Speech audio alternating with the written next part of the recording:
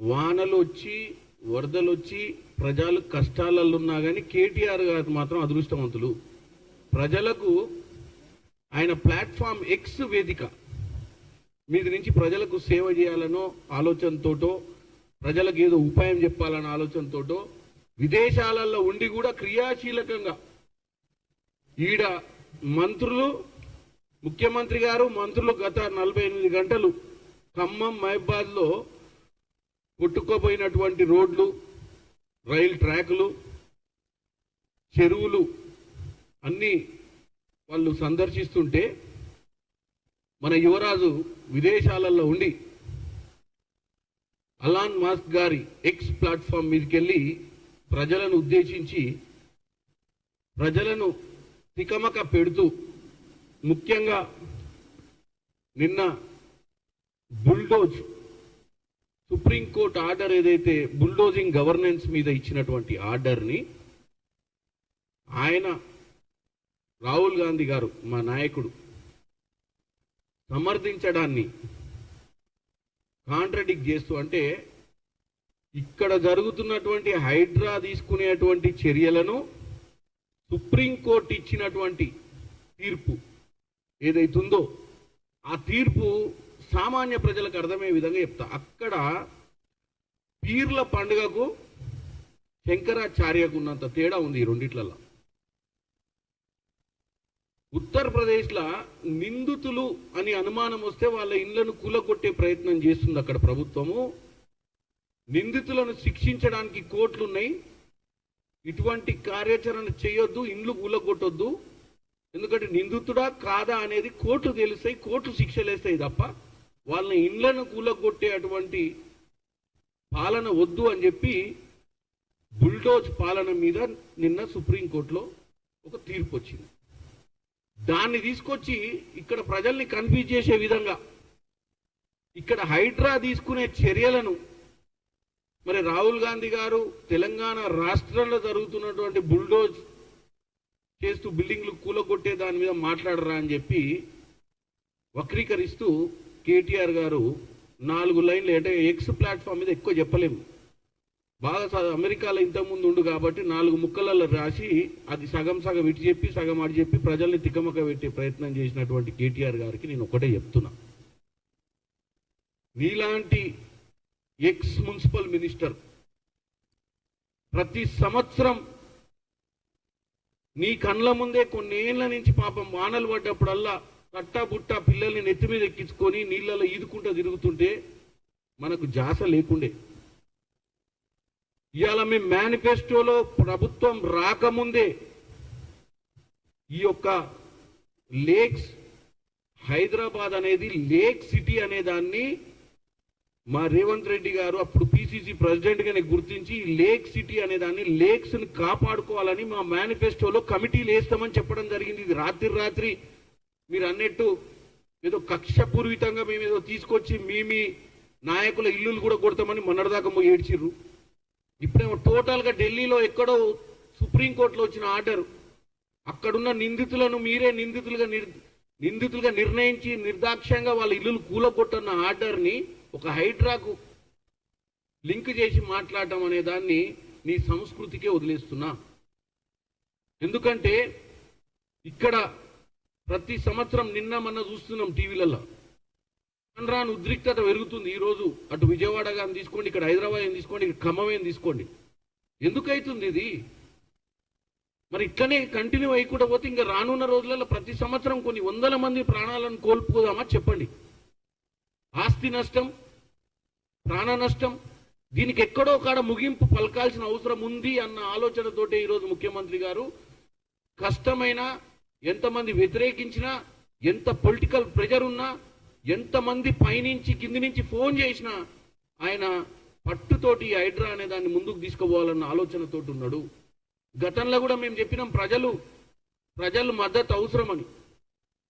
ఈరోజు కొన్ని వేల మంది, లక్షల మంది ఈరోజు వాళ్ళ ఆస్తుల్ని కాపాడుకునే ప్రయత్నాలు. ఈరోజు మనం కేవలం ఎఫ్టీఎల్ నాలాల పైన ఇల్లుల గురించే మాట్లాడుకుంటున్నాం మనం నిర్మూలించాలని. ఇవి చేయబట్టి ఏమవుతుందంటే మనం ఒక 2% 1% ఎవరైతే రూల్స్కి విరుద్ధంగా కట్టిన వాడి గురించి మాట్లాడదామా, 70% మరి హైదరాబాద్ సిటీకి ఎఫెక్ట్ అయ్యే విధంగా నడిపిద్దామా రాజ్యాంగం? చెప్పండి. రాజ్యాన్ని ఇవాళ 1-2% ఎక్కడైతే వేరియేషన్స్ ఉన్నాయో, ఎక్కడైతే ఇల్లీగల్గా కట్టిర్రో ఎఫ్టీఎల్ల బఫర్లల్ల నాలాల మీద చెరువులు ఈరోజు నిన్ననే చూస్తున్నాం, ఎక్కడో మోకిలల్ల కోట్ల రూపాయలు పెట్టి విల్లాలు కొనుక్కురు. ఇవాళ చూస్తే మొత్తం విల్లాలల్లో ఇంట్లోకెళ్ళి బయటకు వచ్చే పరిస్థితి లేదు. మరి ఎందుకని అడిగితే ఏంది, కింది నుంచి పోవాల్సిన నీళ్లు చెరువులన్నీ కబ్జాలకు గురై ఆ పోవాల్సిన నీళ్ళు పోక అదే విల్లాలలోనే ఉంటున్నాయి. ఎందుకంటే వాళ్ళకి బయటికి ఎగ్జిటే లేదు వాటర్కి. మరి మనం ఇంత గొప్పగా మాట్లాడుకునే హైదరాబాదు, ఇదే కేటీఆర్ గారు గతంలో అమెరికా అన్ని దేశాలల్లో నేనే హైదరాబాద్కి రూపకర్తనని చెప్పుకుంటున్న కేటీఆర్ గారు ఇవాళ ఇంత మంచి కార్యక్రమం చేస్తుంటే, మరి ఏ దేశం నుండో లండన్లో ఉన్నట్టు తెలిసింది, నిన్ననే మరి అమెరికా పోయినట్టు తెలిసింది, ఇప్పుడు రష్యాలో ఉండా, అమెరికాలో ఉండా, జపాన్లో ఉండో తెలియదు. మరి అక్కడ కూర్చొని ప్రభుత్వానికి చేస్తున్న కార్యక్రమం, ప్రజల సంక్షేమం కోసం చేస్తున్న కార్యక్రమాన్ని వ్యతిరేకిస్తూ ఎక్స్ ప్లాట్ఫామ్ ద్వారా మాట్లాడటం, చెప్పడం, రాయడం, మాట్లాడటం కూడా కాదు రాయడమే, ఏది పడితే అది రాసి పంపించి ఇక్కడ ప్రజల్ని కన్ఫ్యూజ్ చేస్తున్నారు. ఇంకొకటి, మా మంత్రులు, మా ముఖ్యమంత్రి గారు గత 48 గంటల నుంచి గ్రౌండ్లో తిరిగి పనిచేస్తుంటే హరీష్ రావు గారు వీళ్ళందరూ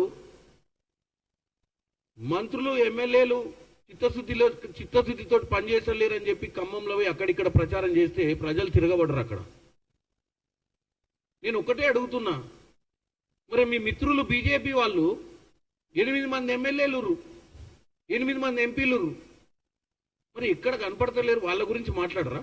మీరు గెలిపించినటువంటి 8 మంది ఎంపీలే, మళ్ళా మీ దయా దాక్షిణ్యాలతోటి గెలిచిన 8 మంది ఎంపీలు ఎంతమంది గ్రౌండ్లకు పోయిర్రో మీరే చెప్పాలి. నిన్నటి పేపర్, ఇయాటి పేపర్, మొన్నటి పేపర్ తీద్దాం. ఎంతమంది కాంగ్రెస్ నాయకులు గ్రౌండ్లో ఉర్రు? టీవీ ఛానళ్లలో కూడా మనం ఒకసారి యూట్యూబ్లోకి పోయి రివర్స్ పోయి చూద్దాం, ఎంతమంది గ్రౌండ్లో ఉన్నారు కాంగ్రెస్ నాయకులు, ఎంతమంది బీజేపీ నాయకులు, ఎంతమంది బీఆర్ఎస్ నాయకులు. కేటీఆర్ గారు ఫామ్ హౌస్లోనే ఉండి ఫామ్ హౌస్లోకి వెళ్ళి బయటకు వస్తలేడు. మొన్ననే తొడగొడతా, బయటకు వస్తా, ప్రజల గురించి మాట్లాడతా, ప్రజల కష్టాలు తెలుసుకుంటా అని చెప్పిన కేసీఆర్ ఇంత పెద్ద విపత్తు వస్తే కూడా వచ్చే ప్రయత్నం చేయలేదు. కొడుకొచ్చి విదేశాలలో ఎక్స్ ప్లాట్ఫామ్ మీద చిల్లర మల్లర మాటలు మాట్లాడుతుండు. ఇప్పుడు ఇంకా లేడీ డాన్ కూడా వచ్చింది. నేను ఇంతకుముందు మొండి ఉండే, ఇప్పుడు జగమొండి అవుతా అన్నది. మరి జగమొండి ఎటు పోయింది? వచ్చి రాగానే మరి ప్రజల కష్టాలలో పాలు పంచుకోవాలి కదా. ఆ రోజు వచ్చి ఎయిర్పోర్ట్లో దిగి ఓపెన్ టాప్ జీబేకి ఏది అరవడం కాదు. ఇవాళ ప్రజల కష్టాలలో ప్రజల కష్టాల గురించి మాట్లాడాలి కదా. ఇక అన్నిటికంటే ఎక్కువ బీజేపీ రాష్ట్ర అధ్యక్షుడు మరియు బీజేపీ మంత్రి, క్యాబినెట్ మినిస్టర్, ఇవాళ ఆయన ఒక్కటే విషయం చెప్తాడు. ఏమంటాడు? మా స్టేట్ డిజాస్టర్ రెస్పాన్స్ ఫండ్ 1345 కోట్లు రెడీగా ఉందంటాడు. మళ్ళీ ఆయన చెప్తాడు, పోయినసారి జూన్లో ఇల్లు సర్టిఫికేట్లు ఇవ్వనందుకు 208 కోట్లు ఇవ్వలేకపోయినామంటాడు. అరే, ఒక పక్కన ప్రజలు విపత్తు వచ్చి ఆస్తి నష్టం జరిగి, ప్రాణ నష్టం జరిగి అల్లకల్లోలం ఉంటే ఈ రూల్స్ ఏంది? ముఖ్యమంత్రి రేవంత్ రెడ్డి గారు 6000 కోట్ల నష్టం వాటిల్లు ఉంటుందనే అంచనాలకు వచ్చిర్రు. జాతీయ విపత్తు కింద ఇమీడియట్ గా డిక్లేర్ చేసి దీన్ని ఆదుకోవాలని కోరుకుంటున్నాము.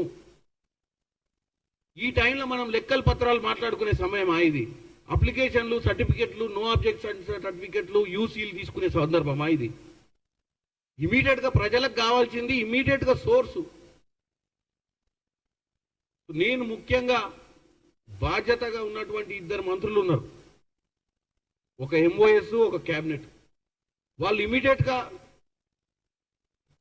ప్రభుత్వం, సెంట్రల్ గవర్నమెంట్ ని 6000 కోట్లు నష్టం జరిగినప్పుడు వాళ్ళు ఇమీడియట్ గా వాళ్ళు ఏదో ఒకటి చేసి ఇమీడియట్ గా ప్యాకేజ్, ఒకటి రిలీఫ్ ప్యాకేజ్ అనేది రిలీజ్ చేయాలి. కండిషనల్ ప్యాకేజెస్ ఉన్నాయని చెప్పి దులుపుకొని పోతే వీలు కాదు. వాస్తవాలు ఏందో చెప్పాలి. అంటే 1345 కోట్లు ఉన్నాయని చెప్పడం ఏంది? 208 కోట్లు పోయినసారి జూన్లో వీళ్ళ యూసీ సర్టిఫికెట్లు ఇవ్వనందువలన ఆగిపోయినాయి. బీఆర్ఎస్ ప్రభుత్వం వైఫల్యం వల్ల ఈవెన్ కాంగ్రెస్ వచ్చి కూడా దాన్ని రిలీజ్ చేసుకోలేకపోయిందని చెప్తుడు. కన్ఫ్యూజ్ చేసే విధంగా, అంటే మేము ఆల్రెడీ ఇస్తున్నట్టు ఇచ్చినవి ముట్టుకునేటట్టు కాకుండా చూసేటట్టే వినేటట్టే. ఇవాళ అవసరం ఏంది? డబ్బులు ఇమీడియట్గా ఈరోజు అవసరం ఉన్నాయి రైతులకు కానీ, ఎవరైతే ఆస్తి నష్టమైన వాళ్ళకి కానీ, ప్రాణ నష్టం జరిగిన వాళ్ళకి కానీ. కాబట్టి నేను ఒక్కటే చెప్తున్నా, తెలంగాణ ప్రజలు కష్టాలలో ఉన్నారు. వాళ్ళ కష్టాలు నిర్మూలించాలంటే హైడ్రా అనేది రాష్ట్ర వ్యాప్తంగా కూడా ఇంకా పుంజుకునే అవసరం ఉంది. వచ్చే వానకాలం కల్లా చెరువులు విశాలంగా ఉండాలి, నీళ్లు ఎక్కడ నిలవద్దు, నాలాలన్నీ ఓపెన్గా ఉండాలి, వాన నీళ్లు అన్ని రిజర్వాయర్లకు చేరే విధంగా ఉండి మళ్ళా రైతులకు పనికొచ్చే విధంగా వాన నీళ్లు వాడుకోవాల్సిన అవసరం ఉంది. వీటన్నిటికీ ఇవన్నీ చేయాలంటే నాలుగు గోడల మధ్యన ఎన్ని మీటింగులు పెట్టుకున్నా, నాలుగు గోడల మధ్యన ఎన్ని మాట్లాడుకొని ఎన్ని కమిటీలు వేసుకున్నా దీనికి కావాల్సింది అన్ని పొలిటికల్ పార్టీస్ సపోర్ట్, రెండు ప్రజల సపోర్ట్. అది వస్తేనే రానున్న రోజులలో ఇట్లాంటి ప్రతి సంవత్సరం ప్రతి వానకాలం మనం ఫేస్ చేసే ప్రాబ్లమ్స్ నుంచి బయటికి పోతాం.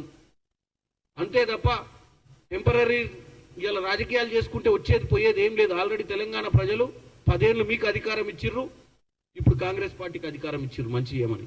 8 నెలలు అయింది అధికారంలోకి వచ్చి, ఇంకా 4 ఏళ్ల పైచిలుకుంది సమయం. ఈ 4 ఏళ్ల పైచిలుకు దాకా మేము ఏం చేస్తామో ప్రజలు రేపు మాకు మళ్ళీ మా పాలనను చూసి మళ్ళీ మమ్మల్ని ఇదే రాష్ట్రానికి మళ్ళీ ప్రభుత్వంలోకి తీసుకొచ్చే అవకాశం ఉంటుంది.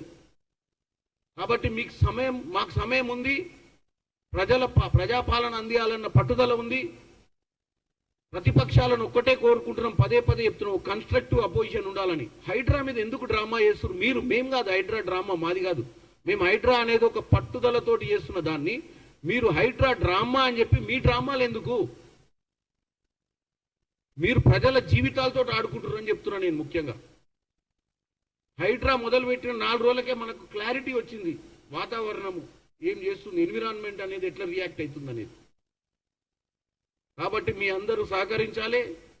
ప్రజలు కూడా స్వచ్ఛందంగా ఇటువంటి హైడ్రా తీసుకునే కార్యక్రమాలు ఏదైతే మన హైదరాబాద్ని లేక్ సిటీగా మార్చుకునేటువంటి ప్రయత్నంలో మీ అందరూ భాగస్వాములు కావాలని కోరుకుంటున్నాను. బుల్డోజర్లు ఫామ్ హౌస్ల మీదకి పోతే, ఫామ్ హౌస్ నాలాల మీద లేకపోతే వాళ్ళు కూడా మేము చేసేది తప్పని చెప్పొచ్చు. నేను ఒక్కటే చెప్తున్నా, నీ ఒక్కనివి నువ్వు పెద్ద బంగ్లాల ఏమంటారు మన జనరేటర్లు పెట్టుకొని వాన వచ్చినా తుఫాన్లు వచ్చినా ప్రపంచానికి సంబంధం లేకుండా బతికే ఇలాంటి గొప్ప వాళ్ళు, కేటీఆర్ లాంటి వాళ్ళు ఫామ్ హౌజులు కట్టుకొని నాలాల మీద ఉంటే, మరి తిండికి లేక పిల్లల్ని భుజాల మీద వేసుకొని నీళ్ళలో తడిసి రోగాలు వచ్చి, ఇప్పుడు అసలే మొన్నటిదాకా డెంగ్యూ ఉండే, ఇప్పుడు కూడా కొత్త జ్వరాలు వస్తాయి. ఇవన్నీ వాళ్ళు ఫేస్ చేస్తుంటే మనమేమో మంచిగా బ్రహ్మాండంగా నాలాల మీద చెరువుల మీద ఫామ్ హౌజులు కట్టుకొని ఉండాలనా? వాటిని కూలకు కొడితే ఇది బుల్డోజర్ ప్రభుత్వమా? అది ఎక్కడ ఉత్తరప్రదేశ్లో దానికి దీనికి పొంతనేంది? అసలు పెట్టేదానికన్నా సిగ్గు శరం ఉండాలి కదా. ప్రజలు ఏమనుకుంటారని ఆలోచించాలి కదా. 2 వేసుకొని పెట్టిర్రా మరి ఏందో తెలియదాడా. ఏ దేశంలో నువ్వు ప్రజల మధ్యన లేవు, ప్రజల కష్టాలలో భాగస్వామ్యం చేస్తలేవు. పెట్టిన ట్వీట్ చూస్తే నీ విఘ్నతకే వదిలేస్తున్నాం. ఏం ట్వీట్ అది? దాంట్లో అంశాలు 2 అంశాలు అంతన పొంతన లేని అంశాలను 2 తీసుకొచ్చి ఒక ట్వీట్లో పెట్టి దాన్ని మళ్ళీ రాహుల్ గాంధీ గారిని ట్యాగ్ చేసి మా నాయకుడిని ఆయన కాంట్రాడిక్షన్ అంటుండేనా? ఇది తెలంగాణ ప్రజలే నిర్ణయిస్తారు.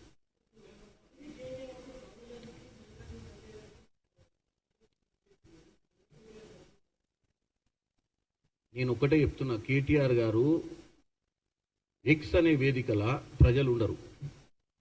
మీరే నమ్మండి, ఎక్స్ ప్రజలు ఫేస్బుక్లో ఉంటారు, ఇన్స్టాగ్రామ్లో ఉంటారు, ఏది ఊర్లలో ఉన్న వాళ్ళు. ఎక్స్ అనేది ఎవరు చూస్తారు? ఆయన ప్రజలకు తల్లడి. కాకపోతే మనం చూసి చదువుకున్నాం, మనం నవ్వుకున్నాం. ప్రజలకు కూడా ఎందుకు చెప్తున్నాం ఇక్కడ మీ ప్రెస్ ద్వారా, ఎక్స్ వేదికగా ఆయన పెట్టే అంశాలన్నీ కూడా నవ్వులాటలు ఎక్కువ ఉన్నాయి మనకు. కాకపోతే ఆయన కన్ఫ్యూజ్ చేస్తుండు లీడర్షిప్ని, కాంగ్రెస్ పార్టీ లీడర్షిప్ని పదే ఇక్కడ జరుగుతున్న అంశాల మీద తప్పుడు ఇన్ఫర్మేషన్ ఇచ్చే విధంగా ఎక్స్లో పెట్టి ఇక్కడ ఉన్నటువంటి పాలన రేవంత్ రెడ్డి గారి మీద నిందలు మోపే ప్రయత్నం చేస్తుండే ఆయన. ఢిల్లీలో కూడా ఢిల్లీ మీడియాను, ఢిల్లీలో ఉన్న పొలిటికల్ పార్టీస్ని, కాంగ్రెస్నే కాదు అందరినీ కూడా కన్ఫ్యూజ్ చేసే విధంగా పెడుతుండే. ఎందుకంటే వాస్తవాలు కింద గ్రౌండ్లో ఇక్కడున్న వాస్తవాలు ఇక్కడోళ్ళకే తెలుస్తాయి. ఖర్గే గారికి, రాహుల్ గాంధీ గారికి బుల్డోజ్ అనేది రాహుల్ గాంధీ గారిని కన్ఫ్యూజ్ చేద్దామనా? అంటే తెలంగాణలో కూడా బుల్డోజ్ అంటే తెలంగాణ నిందితుల ఇల్లులు కూడా కొడుతున్నాం మనం. తెలంగాణ ఎవరి ఇల్లులు కూడా కొడుతున్నాం. ఎవరైతే చెరువులు కబ్జా చేసిరో, ఎవరెవరో నాలాలు కబ్జా చేసిరో వాళ్ళ ఇల్లులు కూడా కొడుతున్నాము. కాబట్టి నేను ఒక్కటే చెప్తున్నా మీకు, తెలంగాణ ప్రభుత్వము మీ సపోర్ట్, ప్రజల సపోర్ట్ అవసరం ఉంది. రానున్న ఏ వానకాలంలో కూడా ఎంత వర్షం వచ్చినా ఈ ఇబ్బందుల నుంచి మనం బయటికి రావాలంటే మనమందరం కూడా ఈరోజు హైడ్రా తీసుకునే నిర్ణయాలకు కావాలంటే హైడ్రాని ఇంకేమైనా చిన్న చిన్న ఇష్యూస్, హైడ్రా తప్పిదాలు ఉంటే హైడ్రా తీసుకునేటువంటి చర్యలల్లో ఏమైనా ఇంకా దాంట్లో కొన్ని కమిటీలు వేసి దాన్ని ఇంకా కొంచెం మెరుగుపడే విధంగా చర్చ చేసుకోవాల్సిన అవసరం ఉంది ప్రతిపక్షాలు తప్ప హైడ్రా అనేదే బుల్డోజ్ అనే దాన్ని మాత్రం చిత్రీకరించొద్దని తెలియజేస్తున్నాం.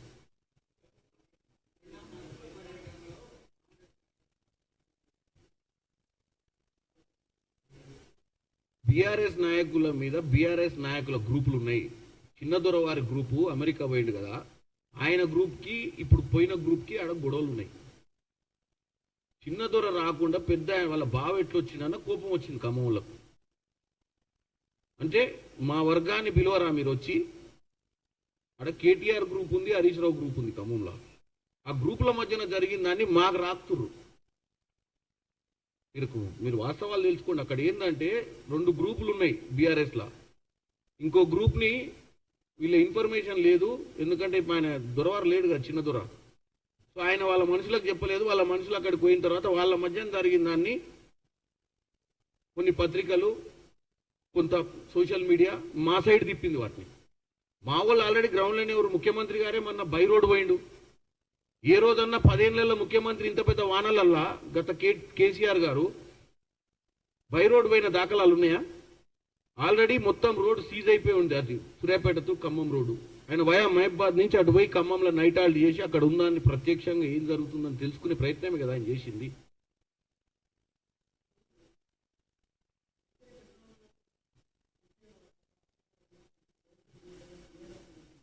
బీఆర్ఎస్ వాళ్ళకి నేను ఇప్పటిదాకా అదే చెప్తున్నా. బీఆర్ఎస్ వాళ్ళను గత 2 రోజులు 3 రోజులుగా న్యూస్ పేపర్లు కానీ యూట్యూబ్ ఛానల్స్ కానీ అన్ని రివ్యూ చేసుకోమంటున్నా. ఇలా కాంగ్రెస్ పార్టీ యాక్టివ్గా పనిచేస్తుందా గ్రౌండ్లో? బీజేపీ పార్టీ యాక్టివ్గా పనిచేస్తుందా? బీఆర్ఎస్ పార్టీ యాక్టివ్గా పనిచేస్తుందా అనేది మేము ఇప్పుడు ప్రతిపక్షాలు మా గురించి మాట్లాడటం కదా, ప్రజలు మాట్లాడుకుంటారు కదా ఎవరెక్కడుర్రని. ఇలా ప్రజలు మాట్లాడుకుంటారు ఎవరెక్కడుర్రు, ఎవరెక్కడికి పోయారు, ఎవరెక్కడ మీటింగ్లు పెట్టిరని. వీళ్ళు ఖమ్మం పోయారు అని చెప్పి వీళ్ళు వెనకేమటి కారు వేసుకొని పోయారు అప్పటికప్పుడు, మనం పోకపోతే బాగుండదని. ఆడెవరికి చెప్పలేదని వాళ్ళే కొట్టిరు, ఎందుకు వచ్చిరని చెప్పి రావాలి కదా అని ఊళ్ళోకి వస్తే. బీజేపీ బీఆర్ఎస్ వాళ్ళ మీద చేసుకురా లేదా? మరి వాళ్ళ మీద వాళ్ళు చేసుకుంటే ఉన్న ఇప్పటికే పార్టీలో సగం మంది పారిపోయారు. ఉన్న సగంలో మన పావు కొట్టుకుంటే దాన్ని ఎడబెట్టుకుంటారు. వాళ్ళు ఉన్నది కాపాడుకోవాలి కాబట్టి మా మీద పెట్టిన కేసులు.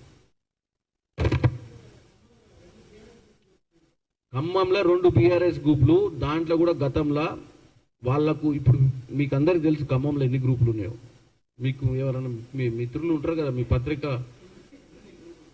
అరే మీరు పత్రిక ఉన్నారు కదా, మీ ఊళ్ళని అడిగితే చెప్తారు అక్కడ లోకల్. ఇప్పుడు నేను చామల కిరణ్ కుమార్ రెడ్డి భువనగిరికి సంబంధించినోడు, మాకు ఎన్ని గ్రూపులు ఉన్నాయో మీకు చెప్తే మీరు రేపు పొద్దున మళ్ళీ మీరే క్లారిటీ ఇస్తారు. ఓకే, మతి లేక కేటీఆర్కి మతి లేక ఉత్తరప్రదేశ్ని తెలియదు. ఇక్కడ మతాలు లేవు, ఏం లేవు. నేను కంపారిజన్ ఇచ్చిన దానికి ఇక్కడ ఏమి పెట్టలే. నేను కంపారిజన్ ఇచ్చిన. నేనేమంటున్నా, ఇక్కడ మతాలు లేవు, ఇక్కడ ప్రజలంతా సుఖ సంతోషాలతో ఉర్రు. ఉత్తరప్రదేశ్లో ఉన్నటువంటి దౌర్జన్య రాజ్యం ఇక్కడ లేదు. ఎక్కడ నిందితుల ఇళ్ళను కులగొట్టుడో కానీ, ఇక్కడ మనం నిందితులను కోర్టుకు పోకుండా ముందే నిర్ధారించే వ్యవస్థ మన దగ్గర రాజు లేదు. ఇక్కడ ఉత్తరప్రదేశ్లో జంగల్ రాజు ఉంటేనే సుప్రీంకోర్టు అక్కడ వాళ్ళను ముట్టికాయలు వేసింది. ఇప్పుడు దానికి మళ్ళా మా కేటీఆర్ గారు దాన్ని డైవర్ట్ చేసే ప్రయత్నం చేస్తున్నారు. కాబట్టి నేను అటువంటి ఉదాహరణ తీసుకుని ఆయన చెప్పిన.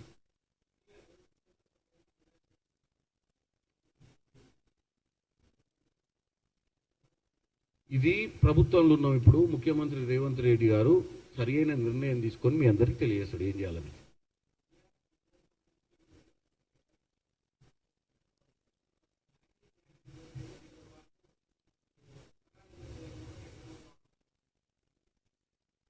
గత 10 ఏళ్ళు ఉన్న ప్రభుత్వము ఏ ఒక్క పని కూడా సెంట్రల్ గవర్నమెంట్ నుంచి నిధులు తెచ్చుకునే ప్రక్రియలో ఏ రోజు వాళ్ళు 24 గంటలు ఇక్కడున్న డబ్బుని ఎట్లా ఖర్చు పెట్టి కమిషన్లు అల్లకెళ్ళి దండుకోవాలన్న ఆలోచనతోటే పనిచేసారు తప్ప మనకు రావాల్సిన నిధుల్ని తెచ్చుకోనికే అక్కడ ఈ సపోర్ట్ గ్రాంట్ ఏదైతే ఉంటుందో డిస్బర్స్మెంట్కి దాని గురించి ఏ రోజు ఆలోచించలేదు. దాంట్లోనే అర్బన్ డెవలప్మెంట్, రూరల్ అన్ని నిధులు కూడా గత 10 ఏళ్ల నుంచి మనం తెచ్చుకునే ప్రయత్నం చేయలేము మన ప్రభుత్వం.